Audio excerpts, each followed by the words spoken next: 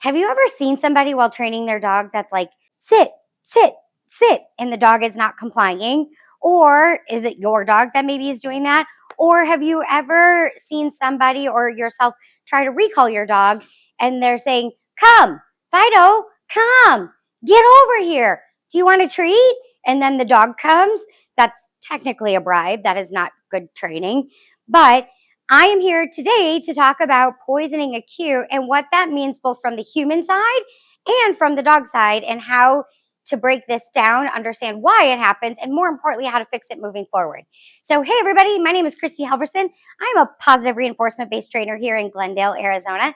We provide a variety of services, including puppy training, in-home dog training, and classes to help you build a better relationship and better obedience and behavior with your dog. So let's get back to the topic at hand, talking about what a poisoned cue is. A poisoned cue can mean a few things from a dog's perspective. So one, the dog might see that cue, verbal or even a hand sign, as a negative experience. So for example, you're at a park, you're at a dog park, a lot of people will recall their dogs back to them, they leash them up, and then they leave the park. So to the dog, which are really good at pattern recognition, the dog begins to think, when you say that and I come to you, then all the fun stops and we end up leaving. Two, they could just be confused on your behavior expectations. Maybe you haven't followed a dog's learning journey as effectively as you should, or maybe you've practiced with too much distraction, with too much duration, with too much distance. The dog never fundamentally really learned the behavior, and so it doesn't know how to perform. Or three, you've been inconsistent in your meaning or expectations. Could be verbal, could be hand signs, and it would be alluring, but the dog just doesn't understand what is happening. So when you're going to see this in a poison cue, a lot of times what the dog behavior will show you is they are going to hesitate, right? So you ask a dog to sit, they don't comply. This is when a lot of people lose their patience and then they start repeating the cue over and over again. So the dog is processing, it's thinking, but it doesn't know what to do. Or second thing is the dog might just completely ignore you. In the recall example, if the dog thinks every time you recall them back to you, they're going to get leashed up and have to go home, they're going to start blowing you off. They're going to start ignoring you. Or the third one is the dog just completely avoids you in general. So maybe you go to train with them, but they're just not engaged. They're not enthusiastic, or they just walk away, maybe even because they're just so confused that they don't know how to make you happy. And dogs are, we're domesticated, our companion animals, they live to make us happy. We just need to make sure that we do a really good job at setting clear expectations, behavior expectations for our dogs to be successful. So let's talk about some of the reasons why poison cues happen. So one thing I just want to be clear is that dogs are not inherently stubborn by nature. Some people might call their dog stubborn, but they're really not. At the end of the day, if the dog is not complying, it's really a fundamental learning issue for the dog that we just haven't been clear in verbals and luring and reinforcement. There's a variety of different things that we haven't been clear on, and we haven't followed a dog's learning journey properly. The dog doesn't fundamentally understand the behavior. How we end up with cue poisoning is because of, like I was just saying, cue repetition. If you find yourself, and I see this a lot when I'm doing training, especially people who have just gotten a dog with puppies or new rescues, or they've never had a dog before. As humans, we are verbal creatures and we have language skills. So we like to talk because it makes sense to us, but dogs do not inherently understand language. They hear the sound that comes out of your mouth. So if you're continually saying a cue over and over again and the dog is not performing, you actually haven't taught the dog what the behavior expectation really is. Really, verbal should come farther down the line after the dog has learned behavior expectations of that cue.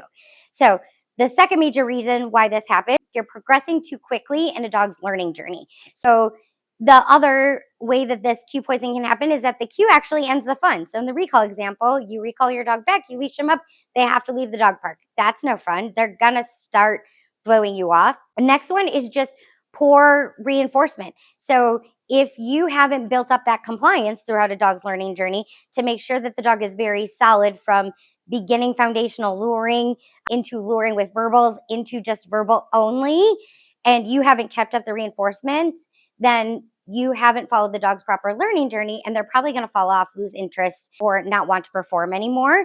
And then the last one is oftentimes it's us.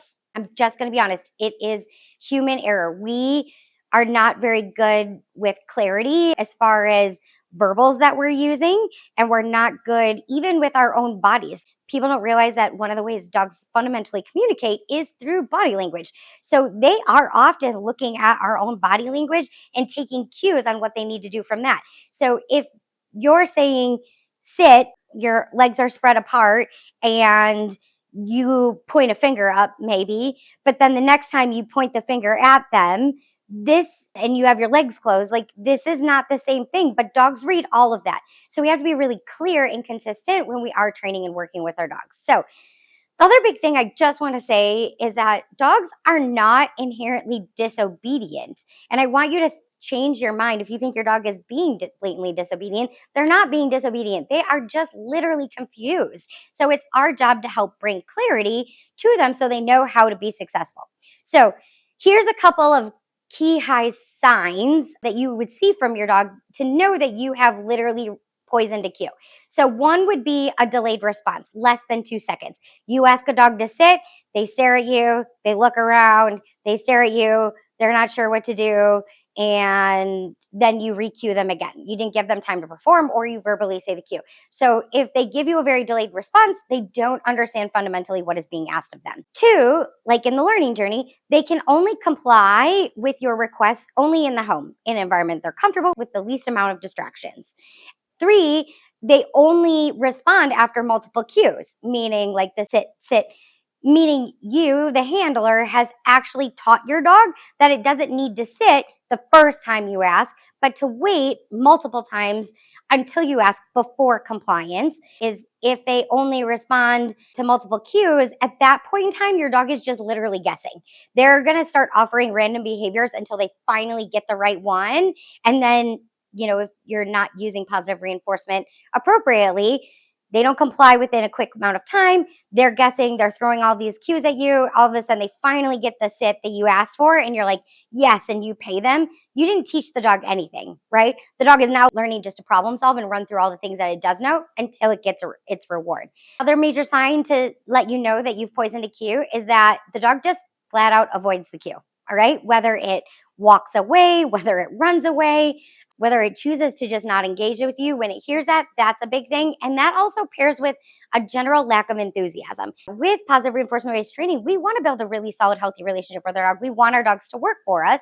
And if they're showing low enthusiasm, think about if you had a hard problem you had to solve and nobody was helping you through it, you're not going to be very engaged or energetic to follow through on that problem or to move forward on that project if you're not getting the coaching and the guidance you need. So here's the big thing. How do you fix a poisoned cue? And this is the thing I get asked a lot. So biggest thing to say is just stop using the cues. Let's use sit as example. If your dog is not very compliant and is very confused and is showing the signs of a poison cue, you don't necessarily have to call this a sit.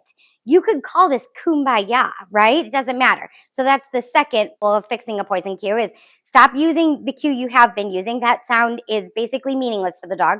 Two, pick a completely new word, right? So it could be siéntate. You could do it in Spanish. You could do it in lots of different languages.